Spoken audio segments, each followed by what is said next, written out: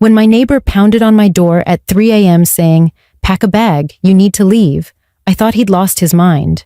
But when he shoved his phone in my face and said, "You have 10 minutes," I saw something that made my blood run cold. 5 minutes later, I understood why he risked everything to save my life. My name is Nina Hartley. I'm 29 years old, and I work as a veterinary technician in Boise, Idaho.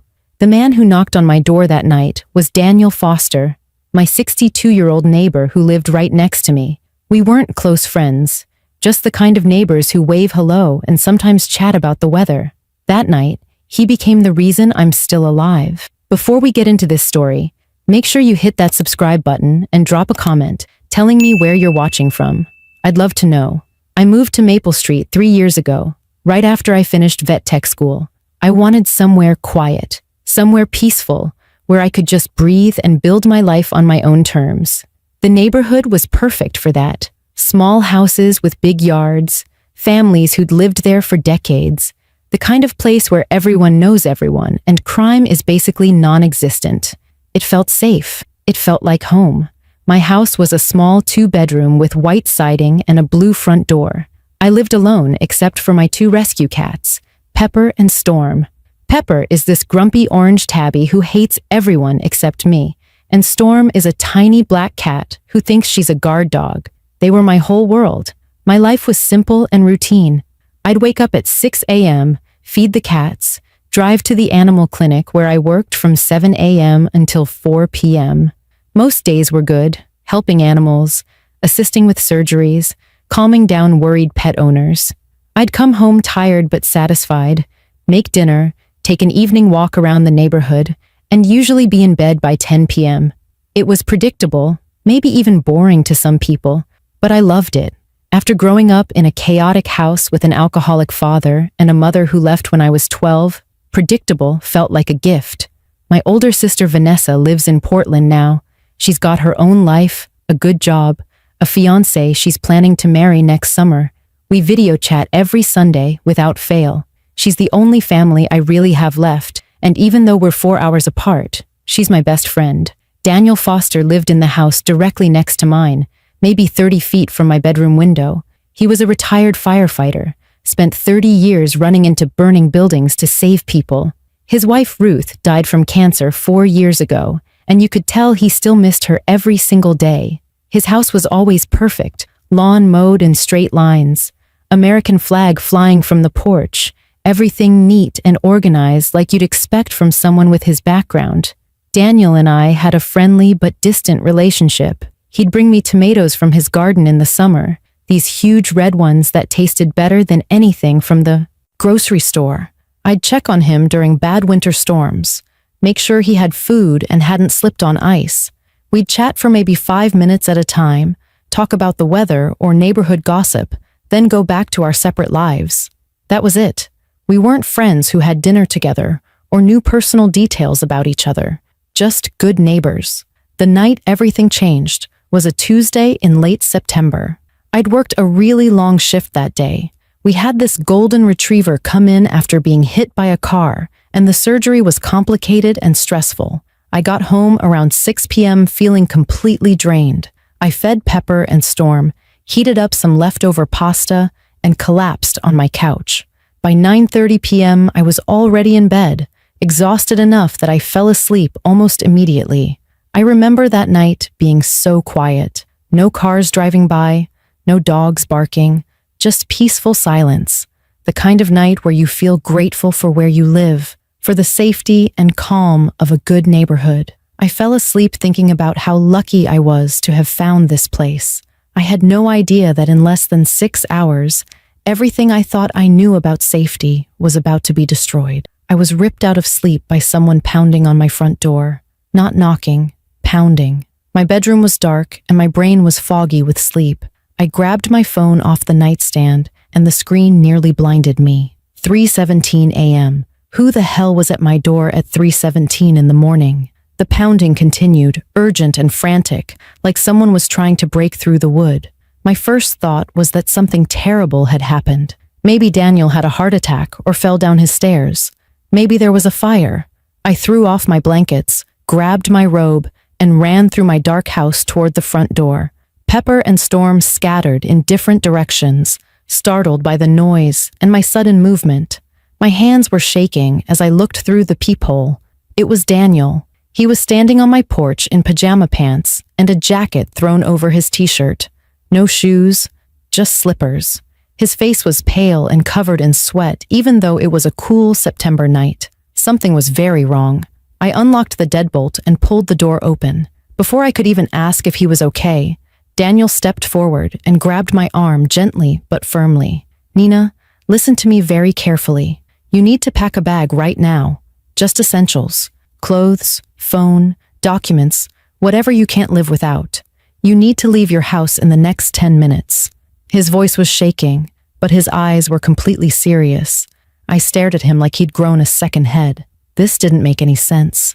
Daniel was the most stable, reasonable person I knew. 30 years as a firefighter meant he didn't panic easily, didn't overreact to situations. But here he was at 3 a.m., telling me to pack a bag and leave my house. What? Daniel, what are you talking about? It's 3 in the morning. What's going on? I was confused and scared, not of any external threat, but of him. Was this what a mental breakdown looked like? Had grief over Ruth finally caught up to him after 4 years? "I don't have time to explain everything," he said, his voice cracking with urgency. "Please, you have to trust me. You are in danger. Serious danger. You need to leave right now." I took a step back into my house, putting distance between us. My mind was racing through possibilities. Early onset dementia, some kind of psychotic episode. Had he stopped taking medication? "Daniel, you're scaring me. You're not making any sense. Are you feeling okay? Do you need me to call someone for you? Maybe your sister?" His face twisted with frustration and something that looked like genuine fear. "I'm not crazy, Nina.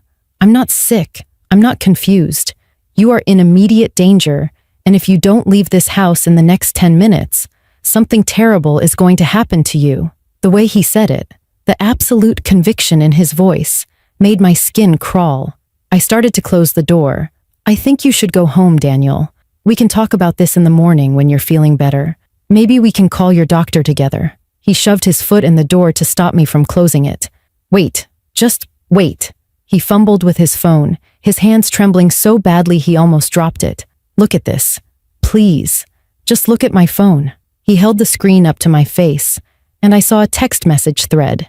The contact name at the top made my stomach drop into my shoes.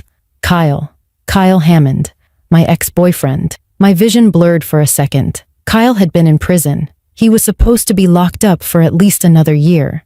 I forced myself to focus on the messages on Daniel's screen. They were time-stamped from tonight, the most recent one sent just 30 minutes ago. "Is she home?" The first message read. Someone responded, "Yeah, lights went out around 9:30. Then Kyle again, "You're watching the right house? 2847 Maple Street?" The response, "I'm parked 2 houses down, silver Honda. Her car's in the driveway." Then Kyle's final message, "Perfect. I'll be there in 20 minutes. Don't let her leave." My legs went weak. I grabbed the door frame to keep from falling. The address in those messages was my address.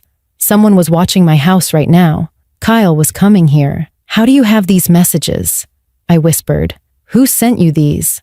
Daniel's voice was barely audible. "Kyle is my nephew, my sister's son. I didn't know you had any history with him until 30 minutes ago when these texts came through. He doesn't know I live next door to you. He meant to text his friend who's watching your house.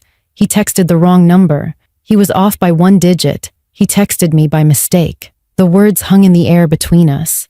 Kyle was Daniel's nephew, the man who'd stolen from my clinic, who'd grabbed my arm hard enough to leave bruises when I confronted him, who'd screamed threats at me through my car window, was related to my neighbor. And he was coming here right now. Daniel must have seen the panic spreading across my face because he grabbed both my shoulders and looked directly into my eyes. "Nina, I know this is overwhelming. I know you're terrified, but we don't have time to process this." He said 20 minutes in that message, and it was sent half an hour ago. He could pull up to your house any second now. We need to move. Something in his voice, the urgency mixed with genuine care, snapped me out of my frozen state. I turned and ran toward my bedroom, my bare feet slapping against the hardwood floor. My hands were shaking so badly I could barely grip anything. I yanked open my dresser drawers and started grabbing clothes, not even looking at what I was taking. Jeans, shirts, underwear, socks, everything went into the duffel bag I kept in my closet. Daniel followed me inside, and I heard him checking the windows in my living room, looking out at the street. His firefighter training was kicking in, assessing exits and threats like he'd done 1,000 times before. "Is there a back way out of this house?" he called to me. My voice came out strangled and high-pitched. "The sliding glass door in the kitchen goes to the backyard." I was moving on autopilot now, my brain trying to catch up with what was happening. I grabbed my laptop off my desk, my charger, the small lockbox from under my bed that had my birth certificate and passport. What else did I need?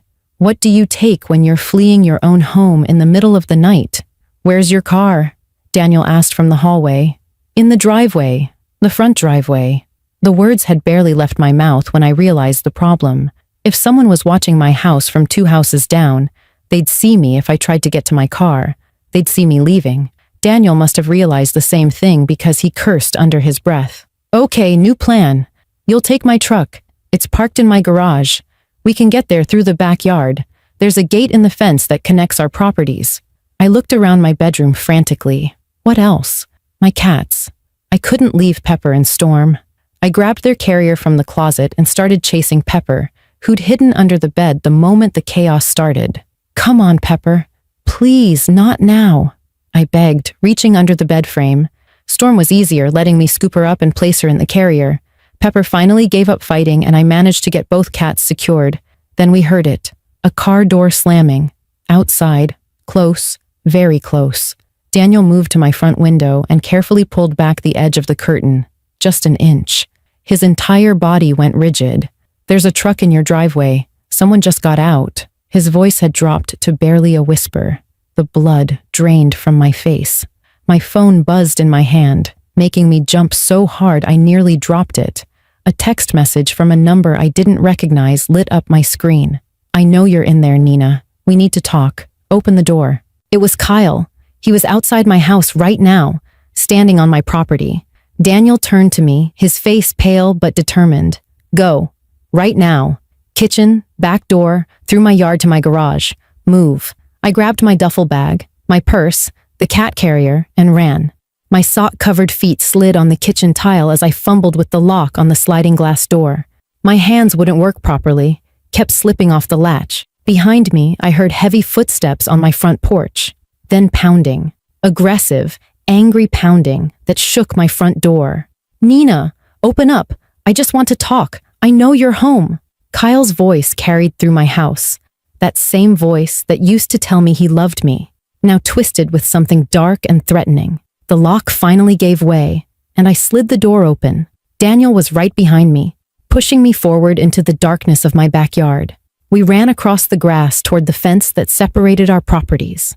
I could barely see where I was going, stumbling over uneven ground, the cat carrier banging against my leg. Behind us, the sound of breaking glass shattered the night. Kyle had smashed through my front window. He was inside my house. We were out of time. Daniel fumbled with the gate latch in the darkness, his hands shaking as badly as mine. The sound of Kyle moving through my house carried across the yard, furniture scraping, his voice calling my name with increasing anger. "Nina, I know you're here somewhere. Stop playing games." The gate finally swung open, and we stumbled through into Daniel's yard.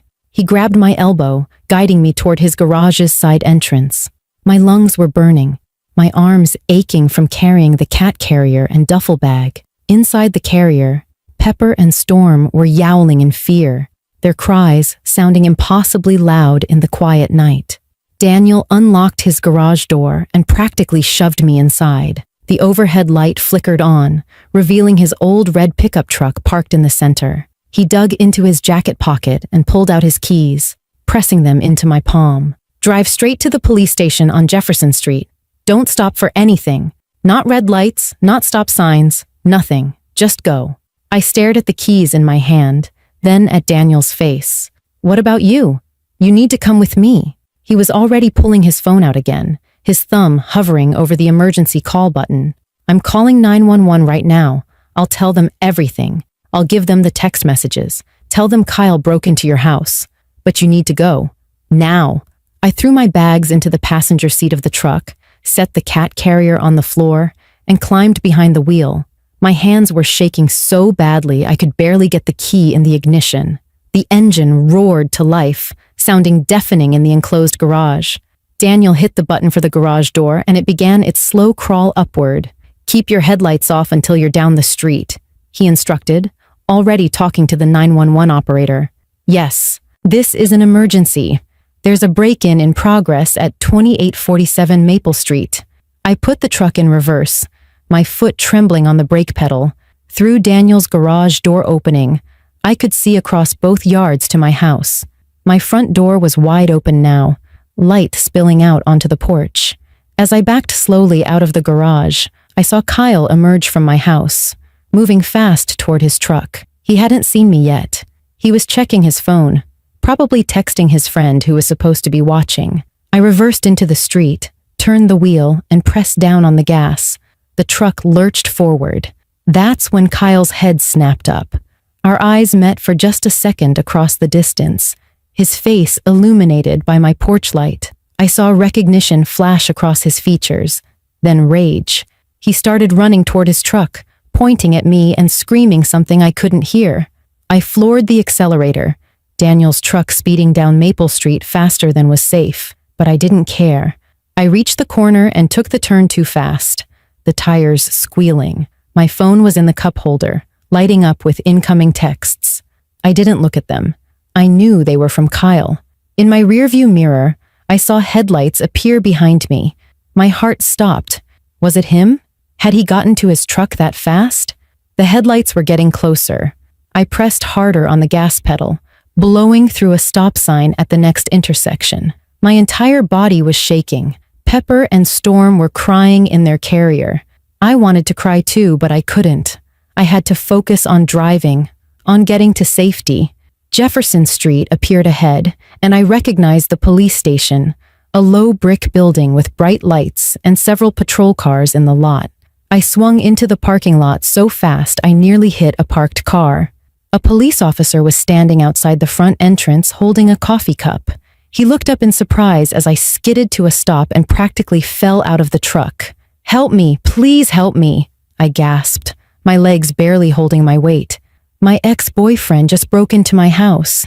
He's been watching me. He was there. He's following me. The officer's expression changed instantly from surprise to alert professionalism. He grabbed his radio. "I need backup at the station. Possible domestic violence situation. Suspect may be en route." He put his hand on my shoulder, guiding me toward the entrance. "Ma'am, you're safe now. Come inside. Tell me everything." I looked back at the street, terrified I'd see Kyle's truck pulling in behind me, but there was nothing, just empty pavement and streetlights. Inside the station, everything became a blur of fluorescent lights and questions.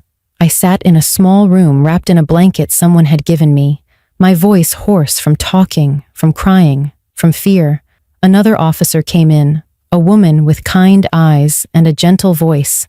She told me they'd sent units to Maple Street immediately. They'd gotten Daniel's 911 call with all the information, the text, messages, everything. 10 minutes later, the radio crackled with an update. They'd arrested Kyle at my property. He was still inside my house when the police arrived, tearing through my bedroom looking for me. They'd also picked up his friend Brett, sitting in that silver Honda, exactly where the text messages said he'd be. 2 houses down, watching and waiting. When they searched Kyle's truck, they found zip ties, duct tape, and a hunting knife in a bag behind the driver's seat. The detective who told me this information had a grim expression on his face. "Ms. Hartley, based on what we found and the messages on Mr. Foster's phone, we have reason to believe Kyle was planning to abduct you tonight. If you'd been in that house when he broke in, we'd be having a very different conversation right now." Kyle Hammond was charged with attempted kidnapping, first-degree burglary, stalking, criminal mischief, and violating the terms of his parole. His accomplice, Brett Lawson, received charges as an accessory to attempted kidnapping and conspiracy. The prosecutor assigned to my case was a woman named Jennifer Ross, who sat me down 3 days after that night and explained everything they'd uncovered. Kyle had been released from prison 2 months earlier, not the year I thought he still had remaining. He'd gotten out early for good behavior, which felt like the cruelest joke in the world. The moment he was free, he started planning. He'd somehow tracked down my new address, spent weeks watching my routine, learning my schedule down to the minute. He knew what time I left for work, what time I came home, which nights I went for walks, everything. Brett had been his cellmate in prison, and Kyle had convinced him to help by promising him money he didn't have. The hunting knife they found in Kyle's truck had my name carved into the handle. When the detective showed me a photo of it during one of my statements, I threw up in the trash can beside her desk. I couldn't go back to my house after that night.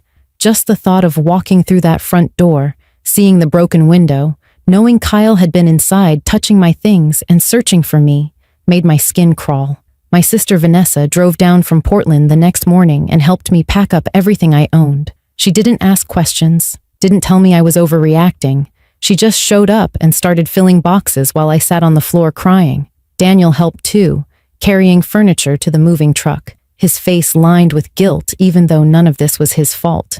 We barely spoke during those hours, but every time our eyes met, there was an understanding between us. He'd saved my life, and we both knew how close I'd come to disappearing that night. I found a new apartment across town in a secured building with cameras in every hallway, a doorman who checked identification, and deadbolts on every door. It cost more than I could really afford, but I didn't care. Safety became worth any price. The trial happened 4 months later. I had to sit in that courtroom and look at Kyle while the prosecutor presented all the evidence. The text messages, the weapons, the carved knife, testimony from Brett about Kyle's plans for that night.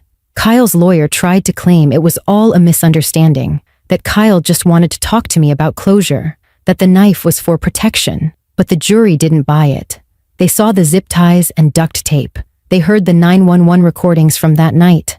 They saw the photos of my smashed front window and the damage inside my house from Kyle tearing through it, looking for me. The judge sentenced Kyle to 15 years in prison, with no possibility of parole for at least 10. Brett got 6 years. When the verdict was read, I finally felt like I could breathe again. Daniel attended every single day of the trial, sitting in the back row. His sister, Kyle's mother, didn't speak to him anymore. She'd accused him of betraying family, of choosing a stranger over her son. Daniel's response was simple and devastating. I raised Kyle like my own after his father left. I loved that boy. But the person who broke into Nina's house that night wasn't the nephew I knew. That was a predator, and I won't apologize for stopping him. Daniel and I have dinner together every Sunday now. He's teaching me how to grow tomatoes in containers on my apartment balcony. I'm teaching him how to video chat with his daughter who lives in Boston so they can talk more often. We don't talk much about that night anymore, but it's always there between us. The unspoken knowledge of what almost happened and what didn't, because one man saw a wrong number text and chose to act. Last month, I went back to Maple Street for the first time since moving out. A young family lives in my old house now, with a toddler who plays in the front yard where Kyle once stood calling my name. I sat in my car for a while, just looking at it, remembering the girl who thought she was safe there. She wasn't naive, just trusting, and that's okay. The world needs trust to function. What she needed was someone watching out for her, and she got that in the most unexpected way. Here's what I want everyone watching this to understand.